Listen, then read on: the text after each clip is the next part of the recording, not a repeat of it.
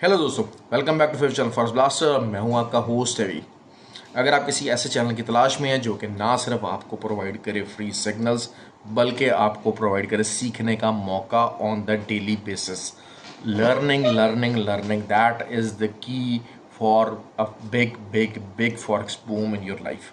तो मैं हमेशा से ये बात करता हूँ कि आपको सीखना पड़ेगा, चीज़ों को लर्न करना पड़ेगा, और उसके लिए फॉरेक्स ब्लास्टर एकेडमी और फॉरेक्स ब्लास्टर्स का जो फ्री व्हाट्सएप ग्रुप है आप उसको ज्वाइन कर सकते हैं। उसके लिए क्या करना पड़ेगा, ऑक्टाफिसर एक्सनेक्स का आईबी लिंक नीचे वीडियो के डिस्क्रिप्शन मौजूद है, व्हाट्सएप नंबर इज़ देयर। ऑक्टाफिसर एक्सनेक्स के ऊपर अगर आप ऑलरेडी ट्रेड कर रहे हैं तो फिर आप लाइव चैट के ऊपर जाके आईबी नंबर चेंज कर सकते हैं, वो भी आईबी नंबर वीडियो के डिस्क्रिप्शन में मौजूद है। यूके और यूरोप के जो क्लाइंट्स हैं उनके लिए जीटीसी ब्रोकर का लिंक मौजूद है, क्योंकि वहाँ पर लेवरेज के मसले मसाइल हैं, लेवरेज वहाँ पर ज़्यादा नहीं होता। 1:50 तो 1:500 का लेवरेज जो है वो मौजूद है। जीटीसी ब्रोकर के थ्रू लिंक आप उसको भी ज्वाइन कर सकते हैं, हमारा फ्री व्हाट्सएप ग्रुप ज्वाइन कर सकते हैं। और फ्री व्हाट्सएप ग्रुप के बाद अगर आप एसोसिएटेड हैं फॉरेक्स ब्लास्टर एकेडमी से, कराची में इस टाइम पे कोर्स स्टार्ट हो चुका है। अगला जो कोर्स है वो 26 नवंबर को ऑनलाइन प्लस फिजिकल वो लाहौर के अंदर मौजूद है। तो उसके लिए अब एनरोलमेंट स्टार्ट है, आप उसके लिए भी एनरोल कर सकते हैं और फिर you will be eligible for the VIP group.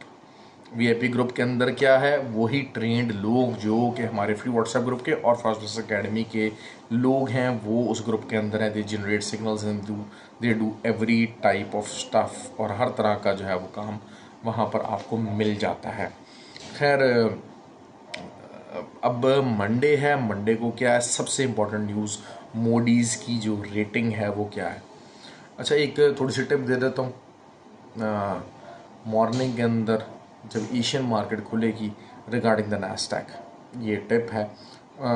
Asian market खुलेगी तो जिस तरफ एशियन मार्केट की मूव होगी उसी तरफ नैस्डैक और US 30 की मूव होगी। Simple as that. हाँ, it is totally bullish right now, एक बुलिश सेंटीमेंट की तरफ देख रहा है, बुलिश सेटअप मौजूद है। उसका volume is also there, the key part is always there कि जी वॉल्यूम मौजूद होना is something very very pivotal and very very important actually. तो वहाँ से आप जो है वो ट्रेड ले सकते हैं और रेंज बाउंड रह सकता है। 650 का जो एक मार्केट का एरिया है उसको आपको मॉनिटर करना पड़ेगा। 15,650 का जो एरिया उसको आपको नैस्डैक को मॉनिटर करना पड़ेगा, जो कि आपको वहाँ से एक अच्छी सेलिंग की रेंज बना के दे सकता है। दूसरी बात यह है कि जो तो आपका ऑयल है, ऑयल की बात करते हैं। Oil it's a bullish close और मार्केट जो है it can go up to the level, देखिए उसका ट्रेंड सेलिंग है, it is in the selling trend. लेकिन क्या है कि ट्रेंड कहाँ से उसका चेंज हो सकता है, कहाँ से रिवर्सल हो सकता है, थोड़ा बहुत उसने रिवर्सल दिखाया है। एक जो इवनिंग मॉर्निंग स्टार की जो अनडिफाइंड फॉर्म जो थी उसका मैंने जिक्र किया था, वो थोड़ा बहुत ब्रेकआउट ले सकती है। और अगर आइडियली मार्केट 75.5 का जो एरिया है यहाँ से रीटेस्ट करती है, दोबारा आप इसको बाय में देख सकते हैं उसके नीचे एक एसएल लगा के, और टारगेट कुड बी तकरीबन 81 का एरिया है। 80.5 शुड बी द TP1, बहुत बड़ा TP बता रहा हूँ, और वहाँ से फिर आप दोबारा सेलिंग ढूंढने की कोशिश कर सकते हैं। तो that is how the oil should be treated. बाकी गोल्ड की बात करते हैं तो gold is something on a very tricky side. Gold total एक बेरिश साइकिल में मौजूद है, लेकिन गोल्ड की जो इनिशियल सपोर्ट है वो 1928 से। अच्छा, अगर तो आपने गोल्ड को सेलिंग साइड के ऊपर देखना तो 1928 से नीचे अगर एज 4 ओपनर क्लोज होती है तो फिर 1905 का एरिया, वरना अदरवाइज यहाँ से मार्केट की रिट्रेसमेंट, जो पहली रिट्रेसमेंट है 1928 से लेकर 1932 का एरिया, ये बाइंग लेवल बना सकता है। इसके नीचे का एसएल देके आप बाइंग डाल सकते हैं, ऑल्दो कि it will may take time, फौरन से पहले नहीं होगा, ये टाइम टेकिंग होगा, टाइम लेगा। और 1950 और फिर 1962 ये एरियाज़ आ सकते हैं, और फिर वहाँ से आप दोबारा से सेलिंग कंटिन्यू हो सकती है, ढूंढ सकते हैं, और इसके दरमियान ऑसिलेट कर सकती है मार्केट। ऑल्दो के 1940 could also turn out to be a pretty good resistance. देखिए 1940 का एरिया अगर आपको याद होता है प्रीवियस वीडियोस देखते हैं तो बहुत ज़्यादा मेजर एरिया था। अगर जो है वो H4 की 2-3 कैंडल्स 1940 के ऊपर कोई एक आधी कोई क्लोज नहीं हो पाती, मतलब एक प्रॉपर 1940 के ऊपर ओपन और क्लोज नहीं हो पाती कोई भी H4, तो फिर आप वहां से भी सेलिंग ले सकते हैं, जो कि up to the level of 1916 and then 1905। ये एरियाज आपको बहुत इजीली दिखा सकते हैं। ओके, ये चीज़ आपको देखनी पड़ेगी बार बार बार बार, क्योंकि ये हाई रेजिस्टेंस एरियाज थे, ये टूटने में मुश्किल हुई थी, ये टूटना मुश्किल हुई थी। अब ये टूट गए हैं वीकली तौर पे, these are the week areas. अब अगर 1 से 2 से 3 दिन मजीद जो है वो 1940 के नीचे अगर गोल्ड की क्लोजिंग रह जाती है, क्लोजिंग दोबारा नीचे आ जाती है 1940 से नीचे, तो फिर 1905 का एरिया आने में कोई मसला नहीं होना चाहिए। ओके जी, तो ये चीज़ों का ख्याल रखें आप, इस चीज़ को होता रहेगा। दूसरा बात कर लेते हैं हम जी XNG की। XNG अपने बाइंग एरियाज को हिट कर रहा है। XNG यहाँ से आप बाय कर सकते हैं, अच्छा लेवल बाइंग का बनेगा, there is no doubt about it.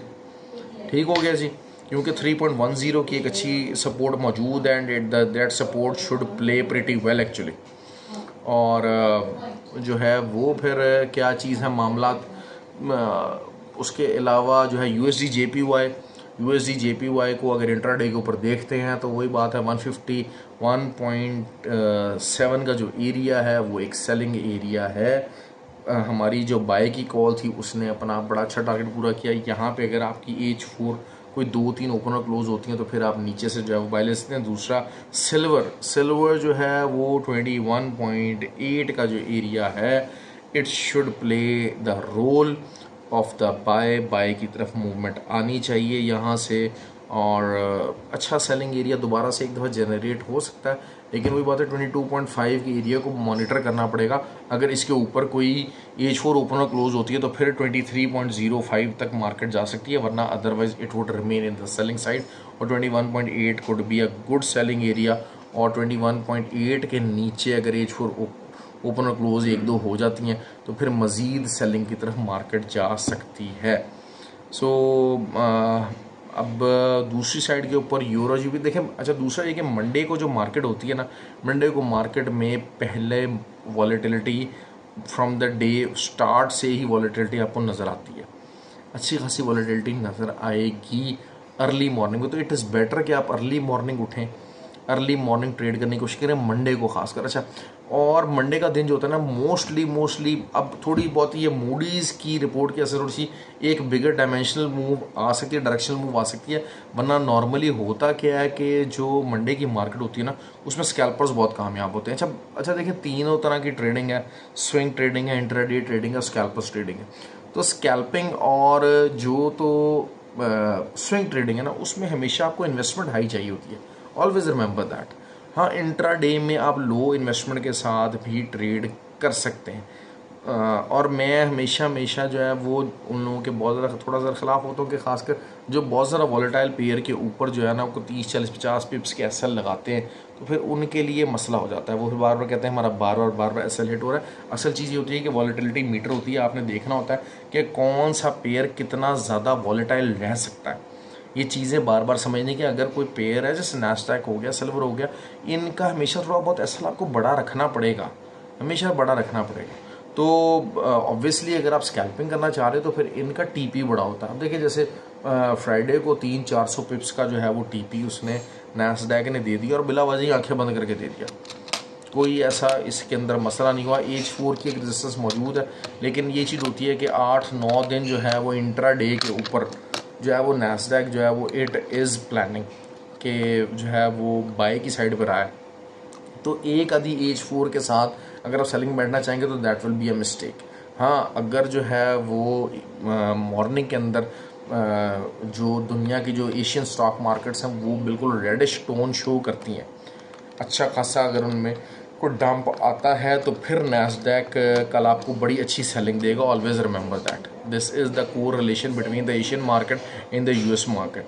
तो ये चीज़ें आज खैर बहरहाल अपनी जो फॉरेक्स ब्लास्टर एकेडमी का जो कोर्स था उसके अंदर भी मैंने यही चीज़ें बताई थी, इसी चीज़ को फोकस किया था और इसी चीज़ के बारे में मैंने बताया था कि जी ये चीज़ें ऐसे हो सकती हैं। तो आपको उस पॉइंट ऑफ व्यू से चीज़ों को लर्न करना। देखिए, मार्केट को समझने की कोशिश किया करें, मार्केट को टाइम देना पड़ेगा आपको डिफरेंट तरीके से, डिफरेंट अंदाज से, ताकि आपको लर्निंग अच्छे तरीके से मिल सके।